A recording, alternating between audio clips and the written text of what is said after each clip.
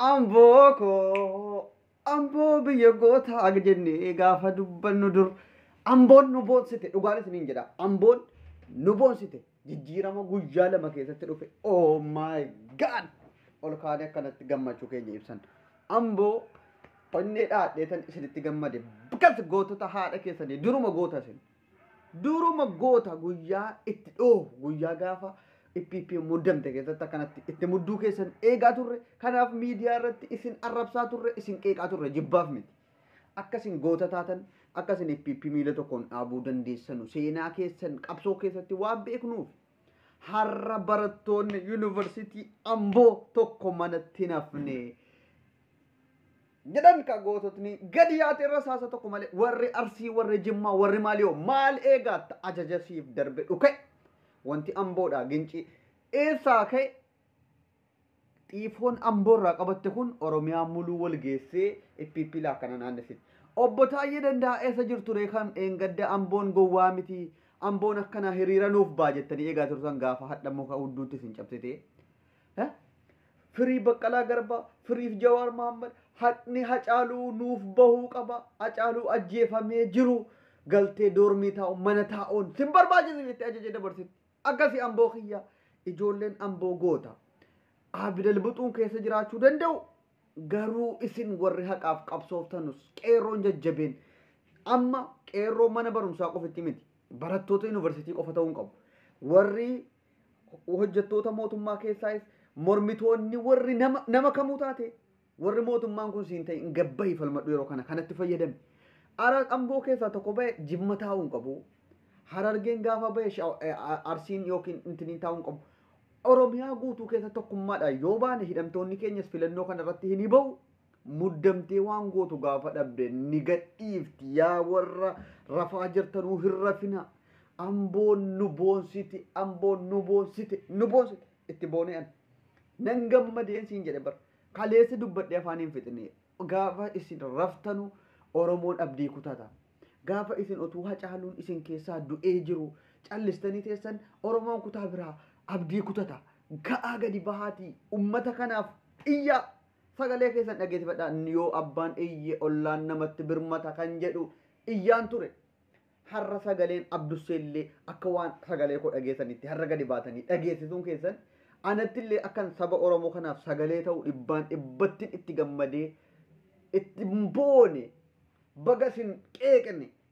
baga isin komanne warri haftanis jara kanarraa fakkeenya fudhuu gabbayii barattoota silaa kan sagalee mootummaarraa kokkee qabuu danda'u barattoonni yuunivarsiitii Jimmaa jirtu kan Wallaggaan jirtu kan eessa jirtu tokkoon kee manan taa'een hamma hidhamtoonni Oromoo hiikaman haqni Hacaaluu argamu gaafiin Oromoon waggaa meeqaaf itti dhumaa as ga'e hanga deebii argatutti hin taa'in Amboo koo biyya gootaa na boonsite yoomuu siinaan hin boonaa akkas amma isin qabsoo keessan jalqabdan dhukaasa keessan dhukaastan warri isin irraa ofiif jedhu warri rafee harafu amma isin bakka karaa keessan gadi baatanii hin dhaabinaa qabsoo hamma wal kakaasaatii amma hiriira keessan itti fufaa hiriirri achirraa xaaxee bakka hunda wal gahuu qeerroon karaa tokkoon hidhataa karaa tokkoon immoo sagalee isaa dhageessifachuudha bara kana hidhannoos ni deeggarra qabsoo karaa nagaa qofittiidhaan hiriira qofittiidhaan jedhu an akka kan kootitti nama deeggaruu miti garuu sagalee ofii dhageessifataa hidhannoottis waan barbaachisuun abaa'oo gargaaraa ofiitis hanga danda'ameen warri barumsa irra hin jirre bosonatti deemaa wobootti makamaati hidhadhaa leenji'aatii hudduu keessa waraanaa sabni qawweedhaan cabe qawweedhaan ka'a kanuma namni humnaan gaafasitti dhufu atis humnaan yoo itti dhufte malee harka jala qabattee maaloo na dhiisaa maaloo maal ta'a jennaan sin dhiisu garuu harri hamilee nutti horee jira akka Oromootti Amboon an dhugumaan dhibbaan dhibbatti tarii gandummaadhaaf jecha sababa Shimallis Abdiisaa warri kun aangoorra jiranuuf deebi'anii rafanii bilisoomanii immoo akkam callisan gaafa Fayyisaa Leellisaa fa'i gabbahee Amboon bishaan miti maaliin safaramu moo waan jedhee dubbatu Amboon Hacaaluu hundeessaa awwaalteetuma deebitee teesse kun Amboo sii kami jedhee lafti naan maraa ture har'a cimcimtaa yookiin abdii wahii natti horatee jira abdii jabaa isaan horadhe dhugaan isiniin jedha abdii guddaa isaan natti horate bagan Oromoo ta'e jechuu jalqabe immoo kaleessa Oromootti gaabbaan ture gaddaan ture gaafa taayee danda'a amboon hiriira mootummaatiif baa jedhee eeguu jarrasii mukatti cabse jalqabe qeerroon Harargee qeerroon Amboodhaa qeerroon Shawaa qeerroon Arsii qeerroon Jimmaa hundi kan kee of qopheessi gaafa kutaan biraa ba'u immoo tokko keessaa hafiin arge akka bara 2016 san amma gaafa hiriirri bakka hundatti dhoohe kan rafuun dhabamu bara 2016 warra rafaa ture amma bookkisaaru baay'ee jira kan yeroo sana taa'ee hudduu hundaan qolituudhaaf wayyaanii sodaate Hayilamaaramiin deeggaraa turetu har'a gaafa qeerroon immoo tokkummaadhaan kaatu kan immoo callisee mormu hin dhabamu waliif teenyaan siniin jedha warra taa'uudhaaf rafuu barbaadaa jirtan rafuun hin danda'amu kana booda amboo goota kana bareechaati itti nuuf muddaa baga dhalattan sagaleen miidiyaa irratti nuti dhukaasnu kun hamilee namatti tora malee hamilee nama cabsu qeeqaan ture an kaleessa liivii galee warri amboo kun Hacaaluun ajjeefamee awwaalame akkamitti callisanii ta'an akkamitti Hacaaluu awwaalanii deebisanii mootummaa Hacaaluu awwaalchise barasaa keessa mootummaa otoo Hacaaluun du'ee hin qoratamin guyyaa tokkotti akka awwaalamu ajaja dabarsee na deeggariidhaa dirqiin uummata gayyaatu kana akkamitti callisanii ilaalan kan jedhu gaafii guddaa onnee kan koone gubaa ture an hamma kan kootti gammachuu guddaa natti dhaga'ameera sagalee har'a dhageessifameen nuti Oromoo bulchina jedhaa nuti Oromoodhaaf dhaabbanna jedhaa dhalaa Oromoo gudeeduun haadha Oromoo boochisuun qeerroo Oromoo ajjeesuun hidhuun nurraa dhaabbatu jedhaati sagalee kana fudhaati sagaleen kun addunyaa